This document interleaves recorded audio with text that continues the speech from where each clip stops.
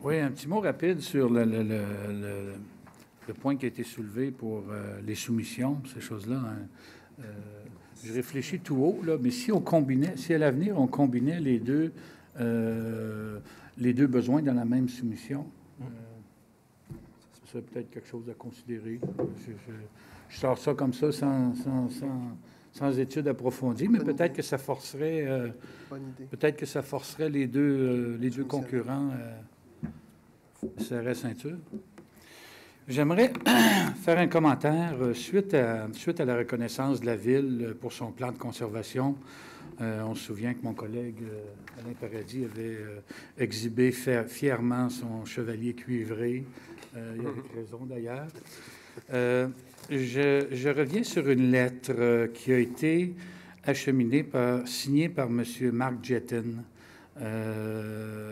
du mouvement écologique du Haut-Richelieu, en date du 9 avril, une lettre qui a été adressée à la Conservation de la nature, Nature Action Québec, Réseau des milieux naturels, et dont tous les membres du Conseil ont reçu copie. Récemment.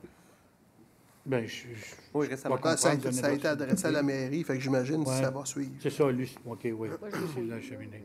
On vient de le recevoir, je l'ai reçu. On vient tout juste de le recevoir. Ah, OK. Dans cette lettre-là, M. Jettin questionne la pertinence d'octroyer cette reconnaissance à la Ville de Saint-Jean-sur-Richelieu. Moi, ce qui me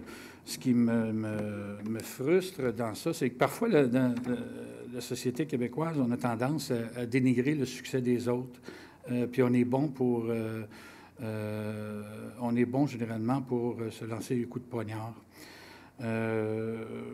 Mais ce que je trouve déplorable, c'est que quand il y a des critiques comme ça, il faut que ce soit accompagné de suggestions positives, d'idées pour faire progresser les choses.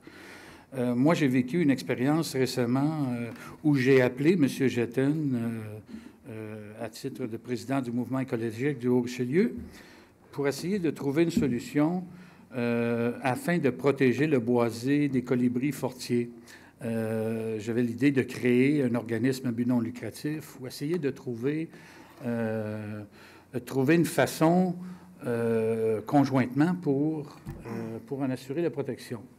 Ce qu'on m'a répondu, aussi bêtement que ça peut paraître, c'est que c'est la Ville d'acheter le terrain et de s'en occuper. Fait que quand je me fais répondre quelque chose comme ça, puis je vois une lettre qui questionne la pertinence d'une reconnaissance, d'octroyer une reconnaissance que la Ville a reçue, ça me frustre de voir ça, parce que dans le milieu, on doit travailler en étroite collaboration, puis essayer de trouver des solutions aux problèmes qu'on a. C'est bien beau de critiquer sa place publique, de lancer n'importe quoi, mais quand c'est le temps d'agir, les gens ne sont plus là, puis on se fait... l'expérience que j'ai vécue, en tout cas, je me suis fait quasiment revirer de bord. Ça fait que ça m'a outré au plus haut point quand j'ai vu cette lettre-là. La seule chose que je pourrais dire, c'est que faudrait m'emmener que les bottines suivent les babines aux gens qui écrivent ce genre de communiqué-là. Alors, je ne sais pas, je m'adresse aux journalistes du Canada français. Peut-être que vous avez reçu une copie de la lettre. Je ne voudrais pas qu'elle soit... en fait, si...